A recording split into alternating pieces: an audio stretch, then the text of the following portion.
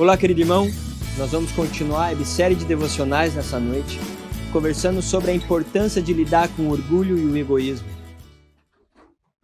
Períodos tempestuosos também são momentos de falar sobre este tipo de assunto.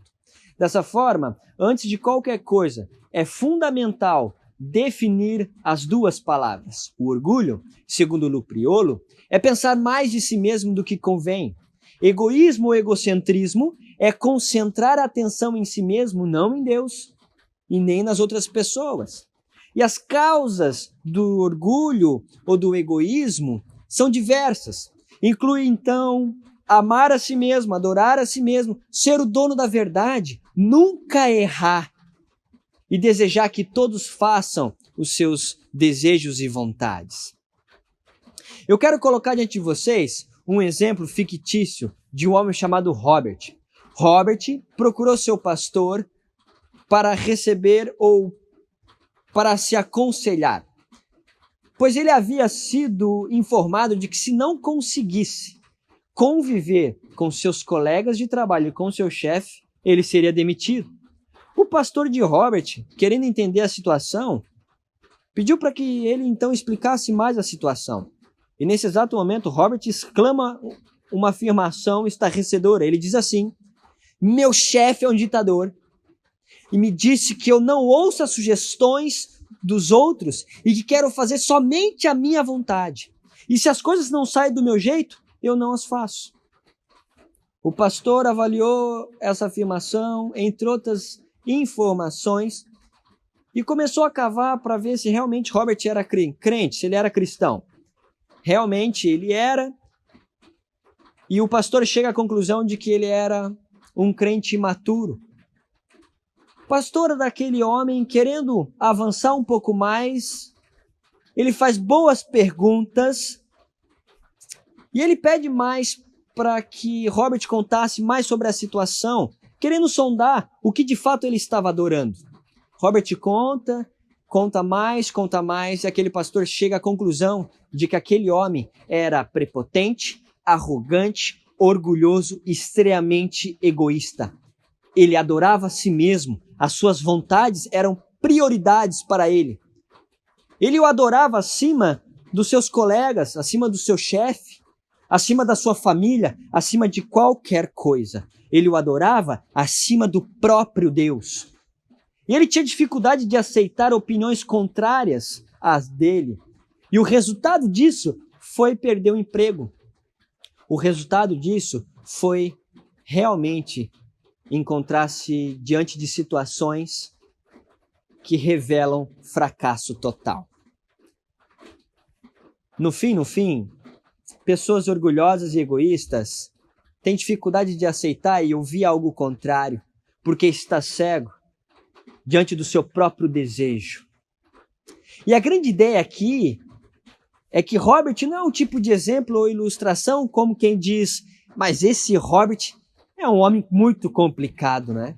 Eu conheço vários Roberts por aí. Não é esse tipo de ilustração e nem exemplo que eu quero que você pense. Sabe por quê? Porque na maioria das vezes o Robert descreve eu e você. Quantas vezes não somos egoístas com relação ao que temos diante das pessoas? Orgulhosos com relação a liberar perdão ou pedir perdão?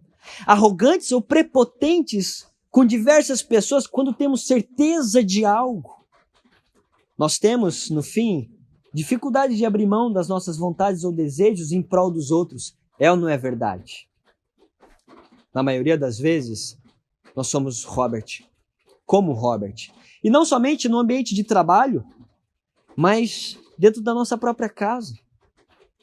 Somos orgulhosos e egoístas no relacionamento com o nosso cônjuge, com os nossos filhos, com os nossos pais, com os nossos parentes diversos, tios, avós, primos, com os nossos amigos de escola, de faculdade, de trabalho, de infância, e por aí estende a lista. E nesse tempo de crise, querido irmão, nós precisamos aprender a lidar e tratar o nosso coração orgulhoso e egoísta. E a grande pergunta para mim e para você é como vamos fazer isso? Como vamos lidar com o orgulho e o egoísmo? E a resposta está, em primeiro lugar, confessando a Deus o pecado do orgulho e egoísmo. 1 João 9 diz assim: se confessarmos os nossos pecados, Ele é fiel e justo para perdoar os nossos pecados e nos purificar de toda injustiça. A pessoa orgulhosa deve confessar o seu pecado a Deus. Ele é justo e fiel para perdoar os nossos pecados. E partindo disso, então, colocar os interesses de Deus em primeiro lugar. Os interesses revelados na palavra de Deus em primeiro lugar. Considerar os outros superior a nós mesmos. O pecado do orgulho, segundo Lou Priolo, ou Bob Jones, é a AIDS da alma. Quase que uma catarata, o orgulho nos cega, não apenas para que não vejamos certas coisas, mas nos cega para todos os pecados escondidos nas profundezas do nosso coração, da nossa alma, da nossa vida. Faz com que odiemos a repreensão e a correção de outras pessoas, independentemente de quem seja. O orgulho esconde o nosso pecado, racionaliza o nosso pecado, justifica ele, o impede de que nos arrependamos. Por isso, é fundamental olharmos para as nossas vidas, nossas atitudes e analisá-las biblicamente para saber se estamos agindo de forma orgulhosa ou egoísta. E se a resposta, querido irmão, for sim, eu quero te desafiar a pedir perdão ao Senhor e pedir perdão ao seu próximo pelas atitudes errôneas que você tomou ao longo desse dia, ou dos dias, ou dos meses, ou dos anos. Isso fará muito bem ao seu relacionamento com o seu próximo e, sobretudo, ao seu relacionamento com Deus. Como lidar com o orgulho e o egoísmo? Em segundo lugar, procurando agir com humildade. Filipenses 2, 3 e 4 diz assim: não faço por ambição egoísta ou por vaidade, mas humildemente considero os outros superiores a si mesmos. Cada um cuide não somente dos seus interesses, mas também dos interesses dos outros. O apóstolo Paulo está exortando aqueles irmãos filipenses nesses versículos a não viverem em ambição egoísta, isto é, partidarismo, ou por vaidade. Isso descreve o orgulho, isso descreve o egoísmo, o egocentrismo. Sabe por quê? Partidarismo é dividir a unidade, é dividir as pessoas por escolhas pessoais, por aquilo que eu desejo, por aquilo que eu quero. E o apóstolo Paulo, olhando para aquela igreja tão querida, faz esse encorajamento, esse apelo e essa exortação: vocês não devem viver por partidarismo, por ambição egoísta, por vaidade, mas humildemente considere os outros superiores a si mesmos. Ou seja, ele está querendo dizer assim: olha, o orgulho, o egoísmo, o partidarismo, a vaidade não é o meio cristão de se relacionar com as pessoas, principalmente em meios de crise. Mas sempre deve ser, independente do momento, a prática da humildade cristã, a prática do serviço cristão. A humildade realmente promove unidade, é o remédio para os males que atacam a igreja e os diversos relacionamentos. Humildade descreve alguém que, apesar da sua posição social, eclesiástica, profissional, não se considera mais do que o seu próximo, mas considera os outros superiores a ele sem falsa modéstia. Observa que a humildade, segundo o texto, olha para o próximo com honra e busca o interesse do próximo. É comum, querido irmão, as pessoas que não conhecem a Cristo viverem cheias do orgulho e egoísmo, mas não deve ser comum para quem for alcançado pela graça de Cristo. Por isso eu quero convidar você a fazer uma autoavaliação. Será que você tem andado no caminho da humildade cristã? Será que você, com todas as suas forças, tem de fato considerado os outros superiores a si mesmo? Tem abandonado o orgulho, o egoísmo, o partidarismo, o sectarismo, qualquer outra coisa assim, diante dos seus relacionamentos? Como você tem vivido em meio a esse tempo de crise que nós estamos vivendo? Eu gostaria que você respondesse com muita sinceridade. Será que estou tendo ações egoístas?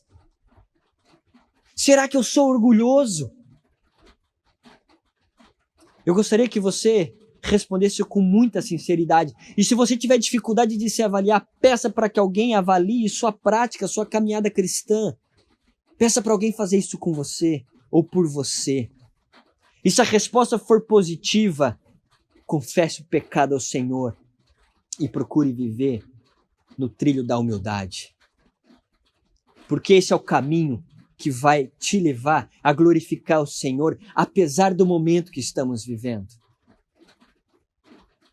Como peregrinos nessa terra, rumo à eterna presença do Senhor, devemos viver desejando ardentemente glorificar ao nosso Deus Trino, e faz parte desse desejo e dessa prática de glorificar o Senhor, abandonar atitudes orgulhosas e egoístas, meus irmãos. Faz parte a prática da humildade cristã. Eu quero frisar isso, porque tempo como nós estamos vivendo é tempo de avaliar a forma como estamos vivendo. E se tiver algo de errado, que possamos tomar o caminho correto diante do Senhor e diante dos nossos relacionamentos. E o exemplo a seguir é só o nosso Senhor Jesus Cristo, conforme Filipenses 2, versículo 5. Eu quero deixar esses desafios com você e que possamos confessar os nossos pecados, porque Deus é fiel e justo para nos perdoar e viver de forma humilde, pela graça e para a glória do Senhor. Que o Senhor nos abençoe e nos vemos em breve.